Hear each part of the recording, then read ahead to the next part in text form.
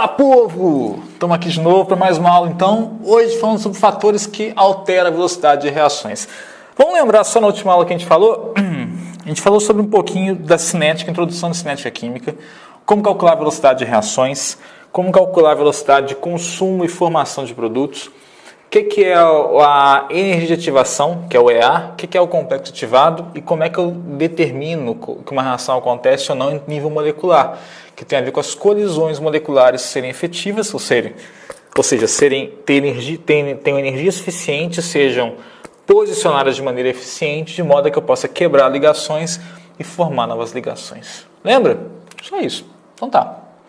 Hoje vamos falar sobre fatores que, então, alteram a velocidade de reações. Eu falei, dei uma deixa para vocês, que a gente tem isso no dia a dia, com coisas muito simples. Por exemplo, o comprimido efervescente que você tem em casa. Só que não só ele, tá? Tem coisa que é muito mais, vamos dizer assim, fácil de ver, de certa forma, do que o comprimido. Por exemplo, você acha que geralmente... Quando você bota, é um processo de dissolução, mas serve como exemplo. Você está lá fazendo o seu café. Eu sou um cara que adora tomar café com açúcar. Eu não gosto de café feito sem açúcar, sabe?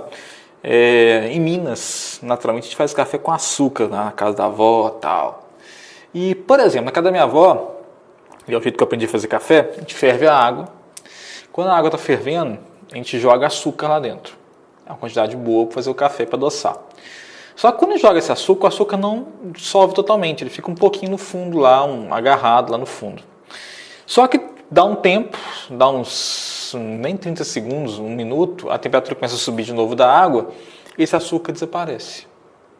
A gente fala que esse tipo de solução é de solução endotérmica, ela aumenta com o aumento de temperatura. Só que eu posso comparar isso com algumas reações no dia a dia, por exemplo, reações de decomposição. Por que você guarda a carne na geladeira, por acaso? Por que você não pode deixar a carne exposta lá no meio da sua pia, na cozinha, num lugar mais fácil? Ele tem que ocupar espaço na geladeira. Bom, talvez seja porque ela decompõe mais rápido fora da geladeira, porque é mais quente. Então, um fator aqui é um fator quase que unânime. Eu coloco como número 1 mesmo, tá? Que é o fator temperatura. Para mim, um dos principais fatores que influenciam na velocidade de reações. De que maneira que ele influencia, pessoal? O que a temperatura é mesmo? Você lembra? Temperatura, ela tem a ver com o aumento do grau de agitação das partículas. Beleza? Tranquilo? Então, se eu aumento a temperatura, eu estou, de certa forma, aumentando o grau de agitação das partículas, obviamente. Se eu aumento a temperatura e aumento o grau de agitação, eu aumento a quantidade de choques moleculares. Ih, rapaz, a gente viu na última aula que isso é importante, né?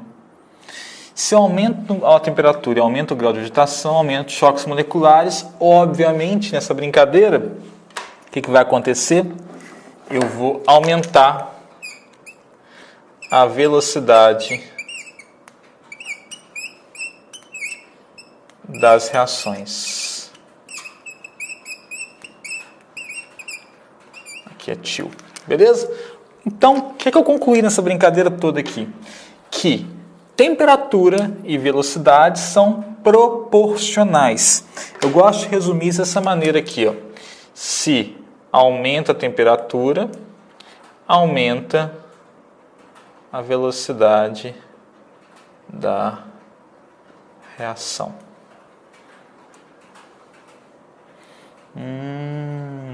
Bacana isso, né?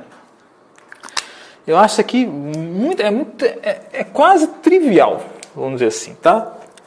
Mas como é que a gente pode colocar isso de uma maneira mais fácil de entender, afinal, né? Porque só desse jeito aqui fica um negócio meio que voando.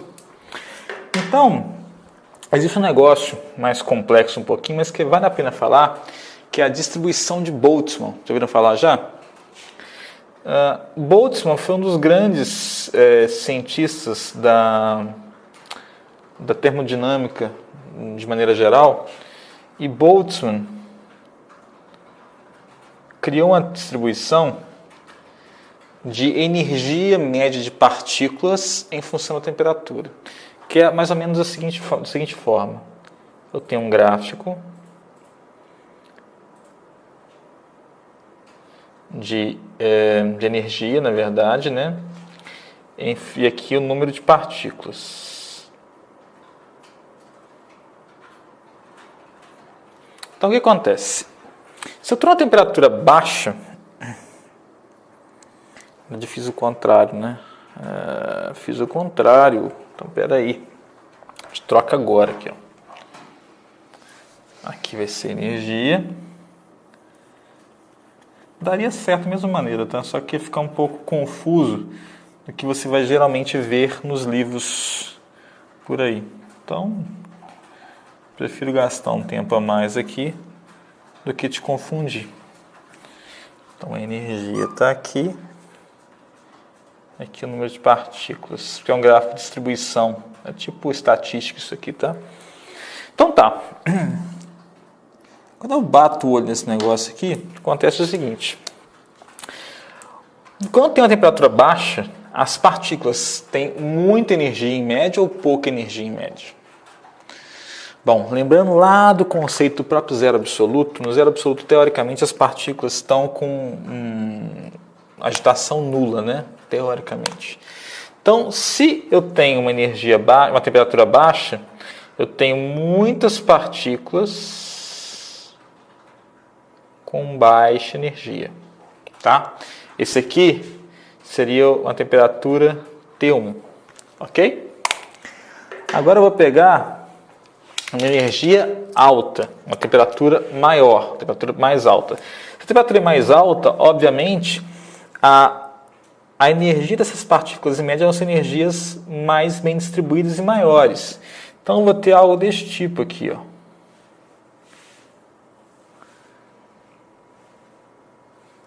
Tá? Geralmente aqui fica um pouquinho acima de T1. O que importa é que, na verdade, não é nem o finalzinho ficar acima ou abaixo, mas sim você enxergar aqui. Quanto mais eu aumento a temperatura... o mais importante não botei, desculpa. Sendo T2 maior que T1.